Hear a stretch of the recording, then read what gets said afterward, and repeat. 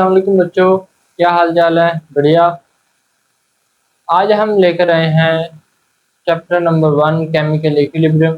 Last lecture है और आज हम पढ़ते हैं इम्पोर्टेंस ऑफ इक्विलिब्रियम कांस्टेंट। बच्चों, इक्विलिब्रियम कांस्टेंट जो किसी भी केमिकल रिएक्शन का हम इक्विलिब्रियम कांस्टेंट लिखते थे, आज हम उसकी इम्पोर्टेंस देखने लगे हैं।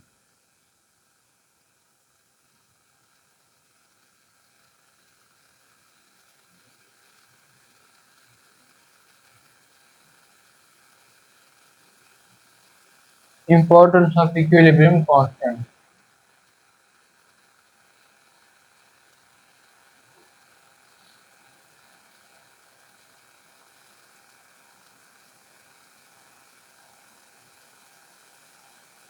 अच्छा, इक्विलिब्रियम कांस्टेंट किसी भी रिएक्शन का हम पहले लिखते थे के सी इज इक्वल टू, इधर हम प्रोडक्ट लिखते थे और नीचे हम रिएक्टेंट्स लिखते थे।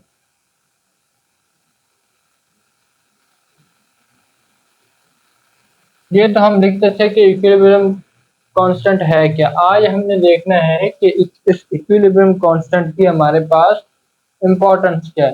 तो हमारे पास बेसिकली इक्विलिब्रियम की दो जो है मेन एप्लीकेशन हैं। एक क्या है, डायरेक्शन ऑफ रिएक्शन,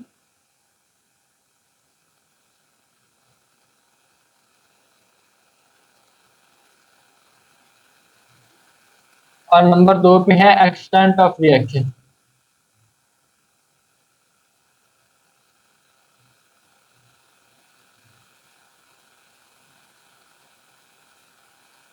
नंबर 1 पे ये डायरेक्शन ऑफ रिएक्शन बताता है, रिएक्शन के बारे में बताता है कि ये रिएक्शन फॉरवर्ड जाएगा इक्विलिब्रियम अटेन करने के लिए, या ये रिएक्शन रिवर्स आएगा इक्विलिब्रियम अटेन करने के लिए, या ये रिएक्शन इक्विलिब्रियम ऑलरेडी अटेन कर चुका है।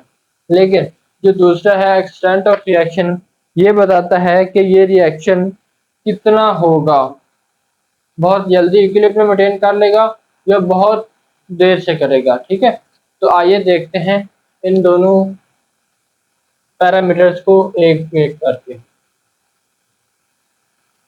फॉर एग्जांपल बच्चों, हमारे पास एक रिएक्शन है H2 प्लस हाइड्रोजन और आयोडीन, ये मिलकर हाइड्रोजन आयोडाइन बना रहे हैं। तो इस रिएक्शन के लिए हम जब एक टाइम ये रिएक्शन हो रहा था, आफ्टर टाइम टी, कुछ टाइम के बाद हमने क्या किया, यहाँ से हमने हाइड्रोजन की कंसंट्रेशन ली, आयोडीन की कंसंट्रेशन ली और हाइड्रोजन आयोडाइड की कंसंट्रेशन ली। तो टाइम टी के बाद जो कंसंट्रेशन हाइड्रोजन की थी उसको हम लिखते हैं H2 मोलर कंसंट्रेशन, यहाँ पे टी लगाएंगे। ठीक है, वो थी 0.1, और इसी तरह से जो आयोडीन की थी वो थी 0.2 मोल पर डेसीमीटर क्यूब।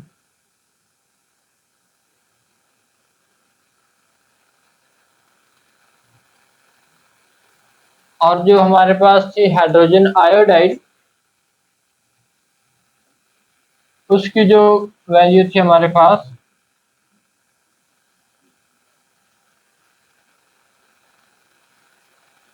वो थी 0.4।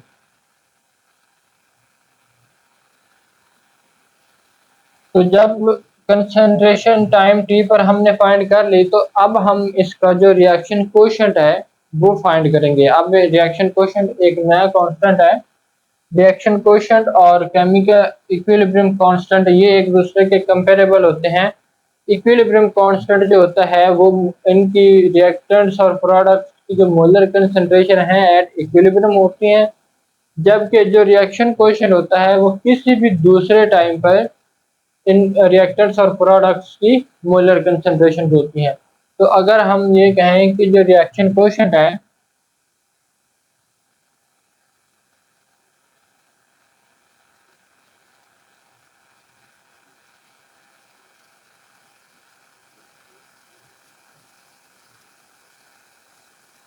रिएक्शन क्वेश्चन क्या है? Product of molar concentration of product at time T over product of molar concentration of reactants at time T. तो इस लिहाज से हम इसकी जो वैल्यूज है वो रखते हैं और रिएक्शन कोएफिशिएंट को QC से डिनोट किया जाता है। ठीक है, अब इसका QC फाइंड करते हैं। QC क्या आता है? QC आएगा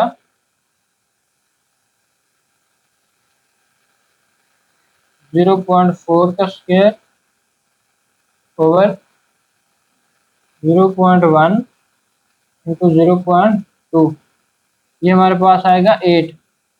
ठीक है, अब देखते हैं कि इसका जो QC है ये 8 है, जबकि इसका जो KC है, KC की वैल्यू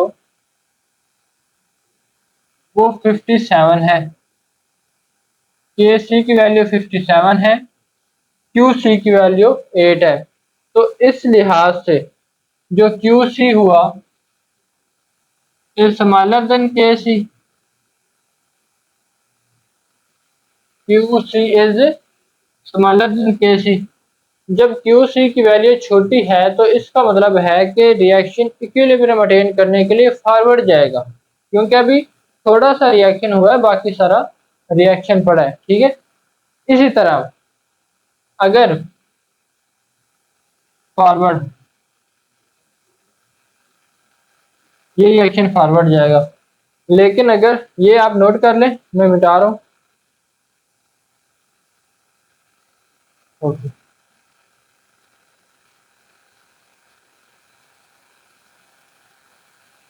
अगर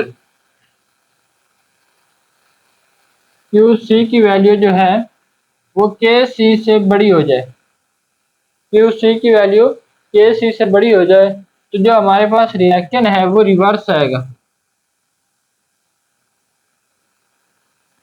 रिएक्शन रिवर्स आएगा टू अटेन इक्विलिब्रियम।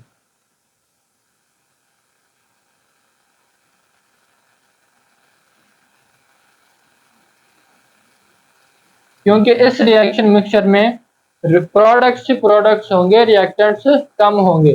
तो रिएक्टेंट्स की कंसंट्रेशन कम होगी तो रिएक्शन रिवर्स आएगा, ताकि जो कंसंट्रेशन रिएक्टेंट्स और प्रोडक्ट है वो सेम हो जाए। ठीक है, लेकिन अगर QC is equal to KC आ जाए, QC और KC अगर इक्वल आ जाए तो क्या होगा? हमारे पास इक्विलिब्रियम अटेन हो जाएगी।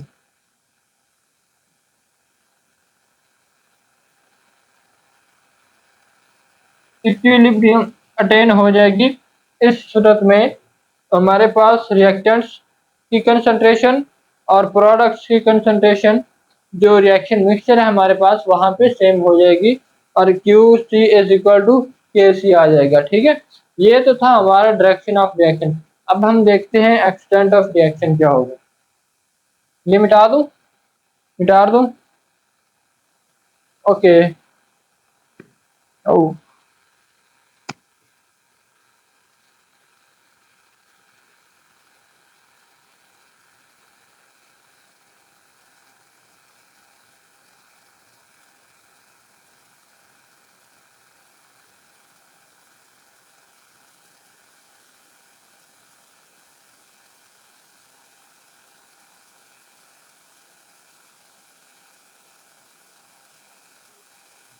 एक्सटेंट ऑफ रिएक्शन देखते हैं।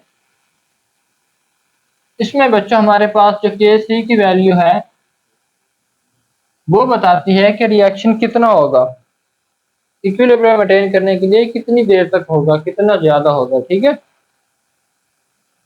तो इसके आगे 3 पॉइंट्स हैं। Very large value of KC, कि जो KC की वैल्यू है वो बहुत ज्यादा लार्ज हो। तो इसमें हम एक एग्जांपल देखते हैं। 2CO to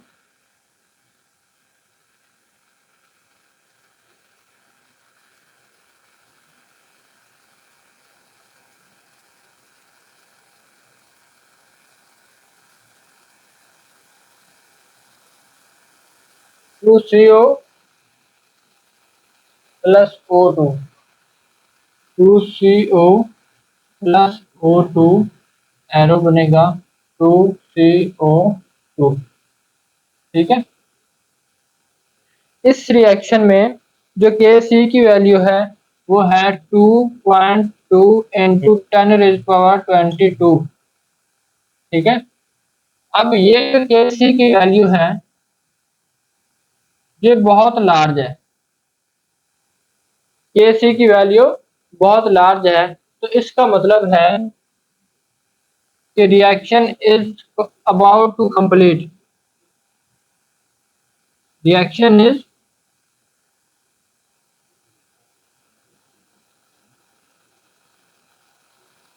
about to complete. इस रिएक्शन में प्रोडक्ट्स ज़्यादा हैं और रिएक्टेंट्स जो हैं वो ना होने के बराबर, क्योंकि Kc की वैल्यू जो है वो बहुत ज़्यादा है। इसी तरह एक दूसरा रिएक्शन देखते हैं, हमारे पास जब Kc की वैल्यू क्या होती है, very small, value of Kc, उसमें हम ये देखते हैं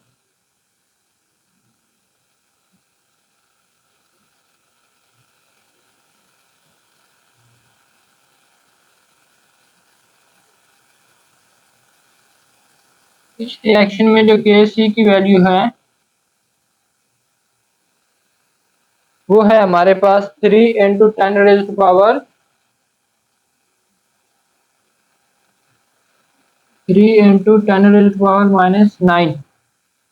यहाँ पे Kc की वैल्यू जो है वो बहुत कम है, तो इसका मतलब ये है कि जो अमोनिया की डिग्रेडेशन है, अमोनिया को जो नाइट्रोजन और ऑक्सीजन में टूट रही है उसका एक्सटेंट बहुत कम है। यहाँ इस रिएक्शन मिक्सचर में रिएक्टेंट्स ही रिएक्टेंट्स हैं जबकि प्रोडक्ट्स ना होने के बराबर हैं, और रिएक्शन ने बहुत जल्दी इक्विलिब्रियम अटेन कर लिए।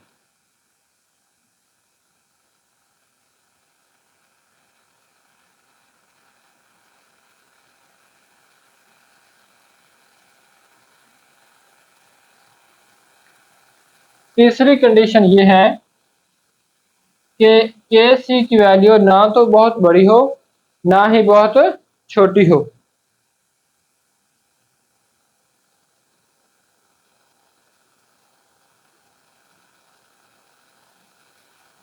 मॉडरेट वैल्यू ऑफ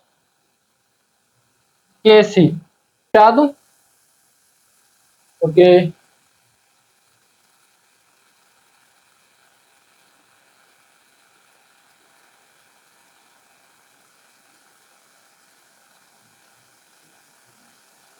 इसमें रिएक्टेंट्स और प्रोडक्ट्स की जो कंसंट्रेशन है वो कंपेरेबल है। N2O4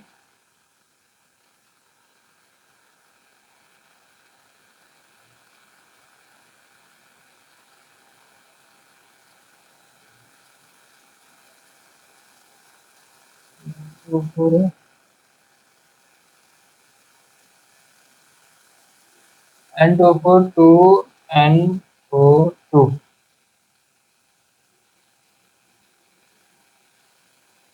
यहाँ पे Kc की वैल्यू है 0.218 राउंड अबाउट।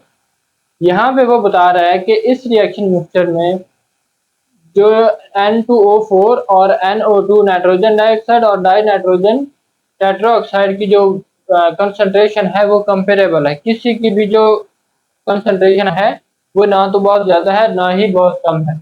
ये था हमारा आज का लेक्चर, हमने पढ़ा इम्पोर्टेंस ऑफ इक्विलिब्रियम कांस्टेंट। इस रिएक्शन में, इस लेक्चर में अगर आपको कोई भी प्रॉब्लम हो तो आप कमेंट सेक्शन में पूछ सकते हैं, देखते रहिए जावेद कैम्प वाला, पढ़ाई करते रहिए। All the very best.